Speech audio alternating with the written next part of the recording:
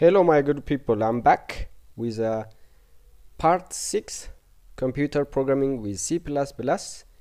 Kutaalee shan darban keessatti topikoota interesting ta'anii garuu segment ta'anii isin agarsiiseera. Kutaa kana keessatti immoo partiin itti aanu very simple conceptiin ishee simply dha garuu iddoo guddaa qabdi yeroo programming complex ta'e barreessinu especially error hambisuudhaa fi error uumamu hambisuudhaa fi baay'ee nu gargaarte jechuudha. Rakkoon kanaan uumamu rakkoon conceptii kana dhabuudhaan uumamu baay'ee debug gochuudhaaf illee baay'ee rakkisaadha yeroo baay'ee jechuudha. Maalidha innis C++ type conversion jedhama jechuudha. Type conversion waa'ee data type ilaaleera gosoota data type size isaanii wajjin kutaa kana keessatti immoo conversion tokkorraa gara isa tokkotti convert gochuu jijjiiruu jechuudha. Type conversion in C++ keessatti gaa C++ keessatti lamatu jiru. Innis implicit conversion fi explicit conversion jedhama jechuudha. Implicit and explicit conversion jedhama. Lamaan isaanii faayidaa mataa isaaniis ni qabaatu jechuudha. Explicit conversion gaafa fayyadamnu especially we have the freedom to do whatever we want jechuudha. Egaa gaafa implicit conversion ta'u kuniga basically rulootni muraasa jiru. Gaafa expression gosa garaagaraa lama integerii fi ida'uu float gaafa ennu amma kuni type garaagaraadha jechuudha. Resultiin kanaa maal ta'uu danda'a kan jedhu technical waan ta'e jira jechuudha. Inni kaan immoo kanaan wal qabatee takka information lose gochuu overflow dhufuu danda'a akkasumas signing jijjiiramuu danda'a jechuudha yeroo kana implicit conversion jechuudha. Fakkeenyaaf simple concept irraa kaanu let's say integer x is equivalent with 32 simply. Let's display and see what x look like. Argitani. So here I had 32 display na godheera jechuudha rakkoo tokko malee.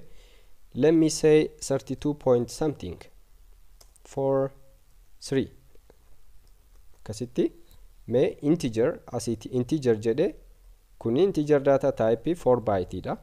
Kun immoo floating point yookaan double data type dha jechuudha. Kun resultiin nuti argannu maal ta'uu danda'a. Amma kun error hin qabu. Kun error free dha jechuudha. Error free.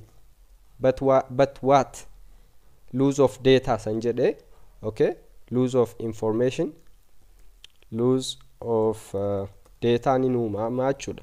Data will be lost. Fakkeenyaaf gaafa run goone kana laallu run goone gaafa laallu amma 32 display godhe.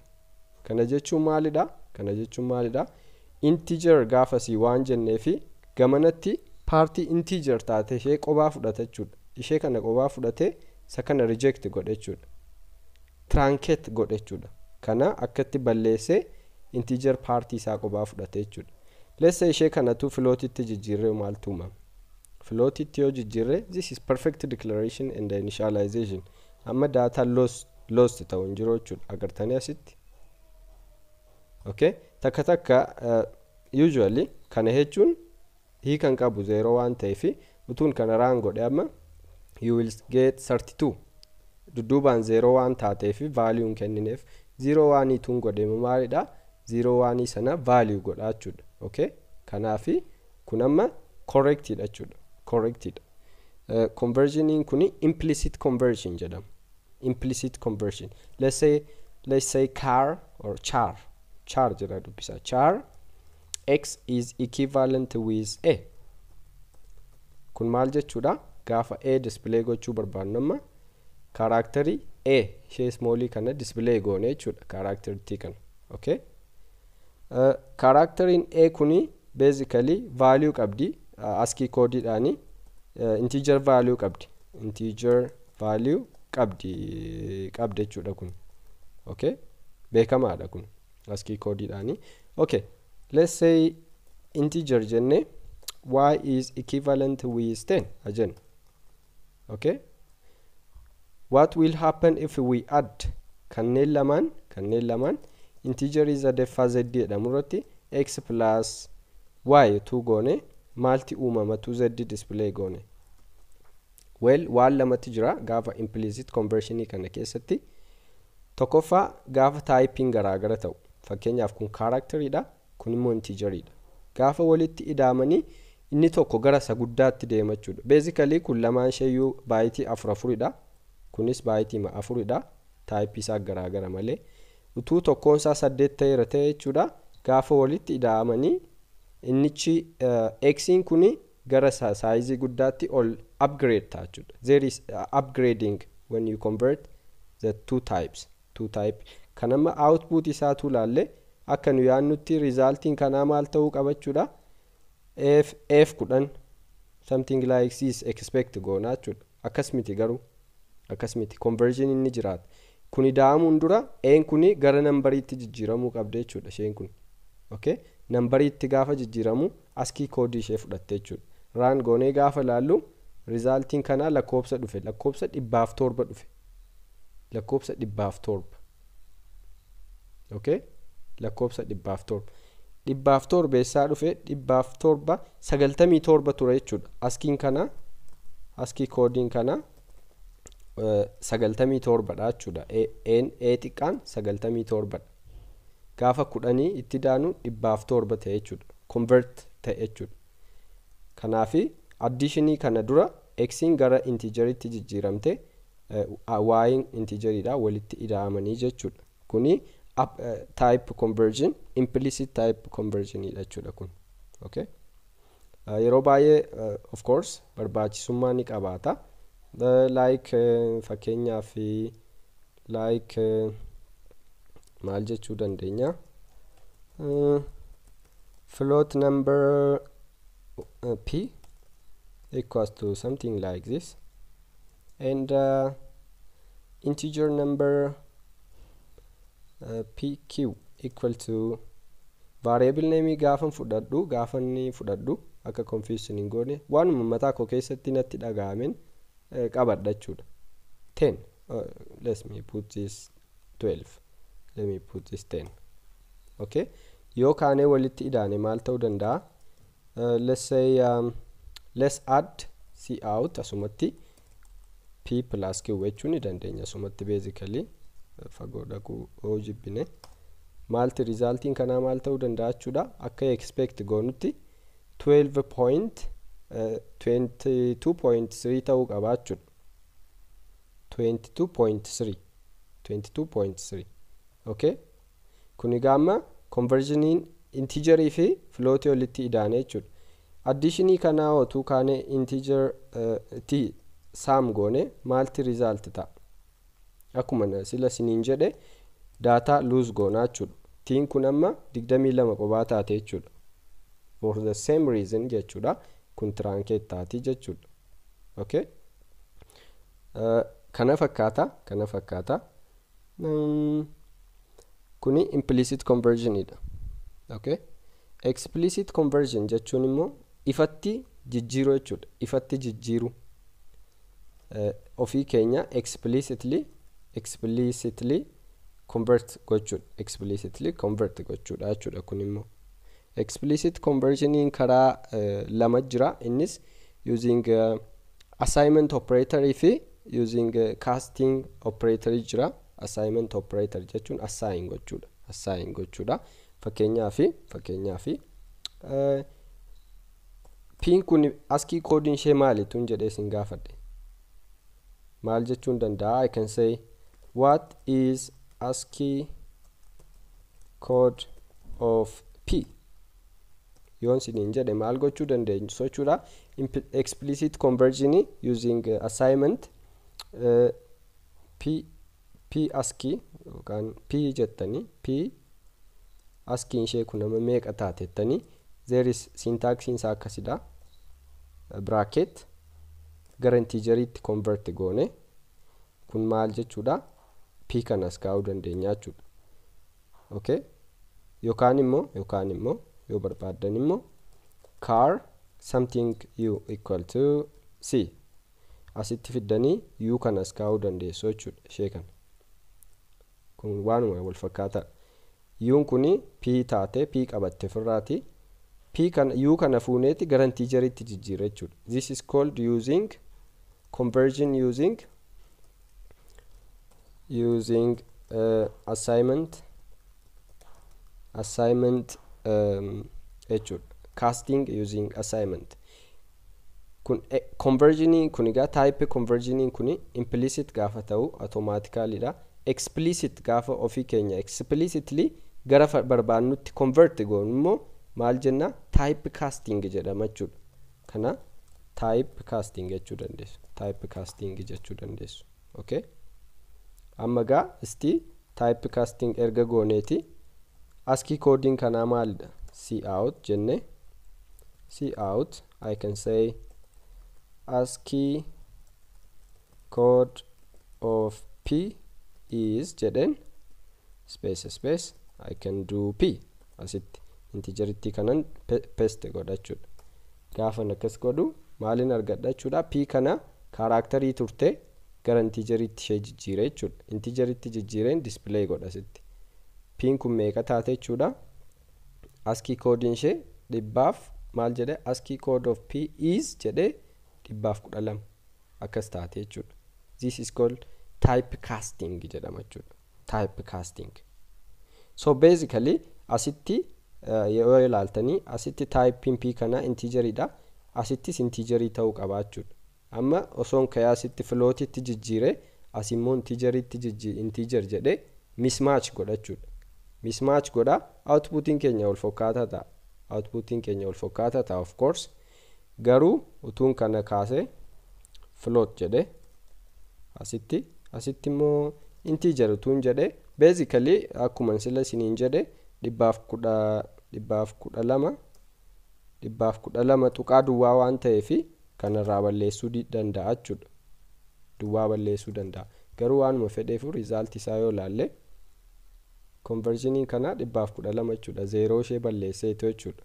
Okay, so conversion type casting kuni using explicit type akkasitini syntaxi kana fayyadamne yoo wanta tokko convert gochuu barbaanne fakkeenyaaf salariin beekamaadha. Salariin nama tokko akkas waan akkasii ta'uu danda'a.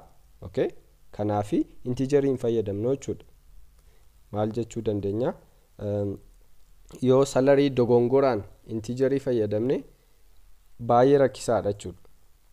Data type dogongoruu jechuun baay'ee rakkisaadha. Baay'ee error sana fix gochuudhaaf baay'ee rakkisaa ta'a jechuudha.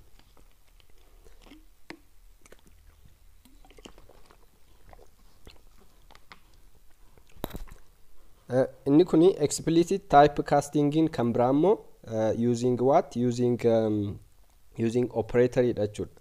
Using operator fayyadamuu dandeenya. Operator maal jira hedduu jira. Dynamic casting, constant casting, reinterpret casting jedhamu, static cast jedhamanis jiru.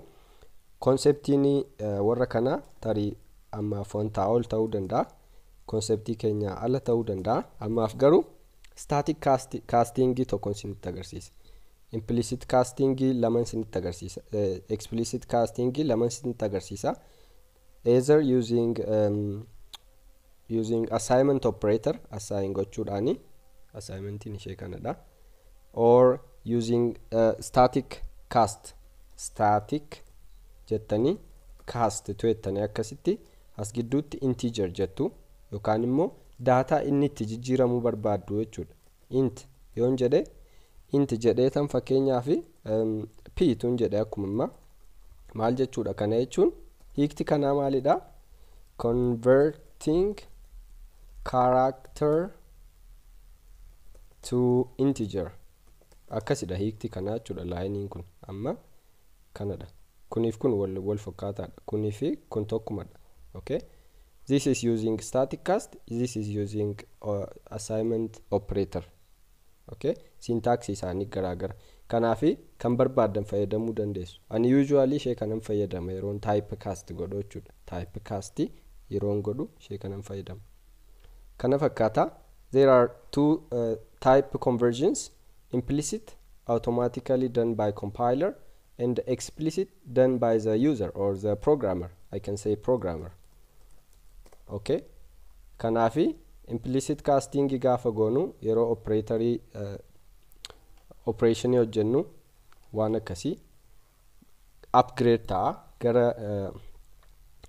yeroo fakkeenyaaf inni kun maaloodha upgrade kana isinitti agarsiisuudhaan implicit casting keessatti fakkeenyaaf double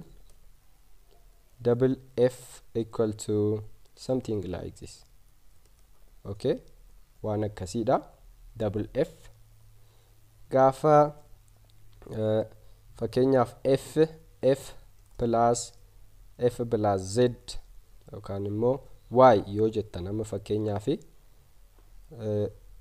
double g yoo jettan amma fakkeenyaaf g equal to f plus f jechuun double isa kana y immoo integeridha okay kanaafi conversioning kun gaafa hojjetamu dursee maalti ta'a y kun integer irraati y converted to double first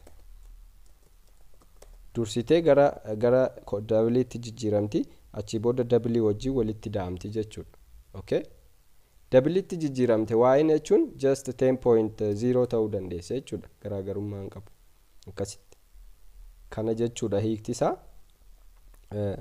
inni kaan waan dhumarratti isinitti agarsiisu implicit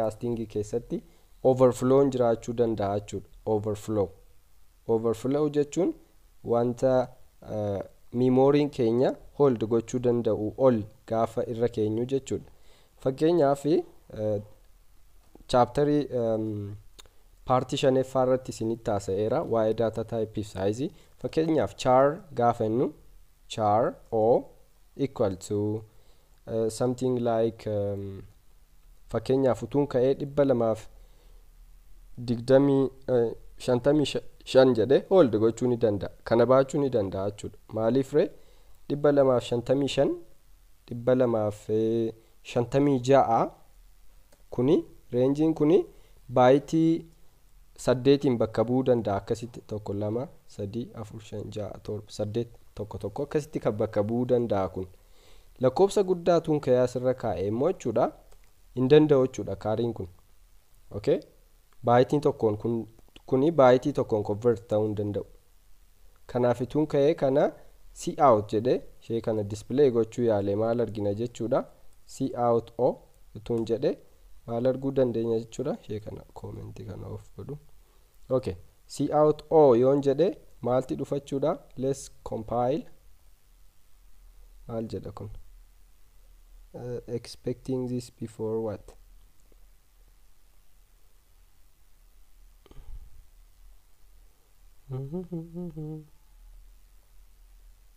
overflow ishee kan argitanii overflow in implicit constant conversion jedhe baay'ee guddaa taate jechuudha kun ishi 257 tuun godhe compile tuun godhe ammas overflow qabde jechuudha 206 godhe convert ammas overflow qabdi 55 tuun godhe ayyaachuu hin qabdu jechuudha amma overflow sababni isaas 0 dabalate hanga 255 tti waan ta'eef kana maatisiidhaan akkasitti include godhe kan qabatu jechuudha kana range kana gidduudha akkasitti ta'uu danda'a jechuudha rakkoon kana immoo maalidha maal jetti static casting expecting p before what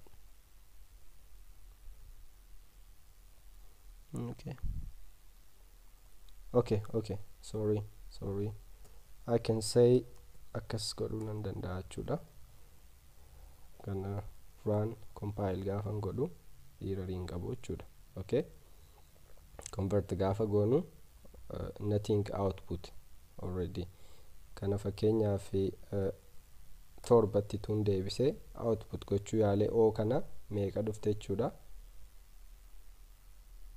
character kana taate lafa teesse okay overflow jedha kana okay question mark itti jijjiira already overflow taate jechuudha kanaafi wanta meeqaa sofne jechuudha 255 maximum wanta meeqaa sofne implicit conversion yeroo type tokkorraa tokkotti jijjiiramu yeroo downgrade ta'u dataan lose ta'u akka danda'u implicit conversion yookaan immoo overflow akka uumamuu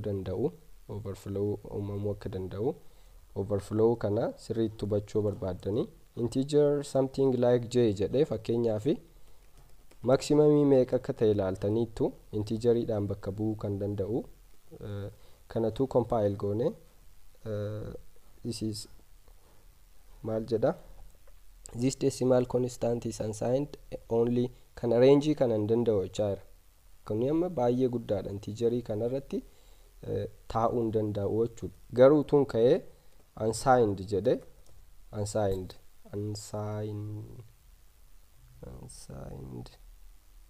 gn compile tun godhe maal jedhe still this is a big number okay kana dhamma conversion overflow jechuun memory irratti overflow godheera jechuudha explicit conversion immoo type casting kan jedhamu gosa lama jira inni immoo using assignment operator akkasitti quotation keessa goone doubly gara integeritti jijjiiruu barbaadanii integeritti yoo jijjiiruu barbaadanii double jettu double value as keessoo jechuudha double okay akkasitti inni asii int equal to akkas ta'a jechuudha syntax isaa kun jechuudha okay syntax inni kaan immoo using static cast yookaan operatory cast fayyadamanii direct cast gochuudha tole kana fakkaata kutaa taanu keessatti waa'ee C++ errors type of errors wajjin ilaalla hangachiitti nagaan tura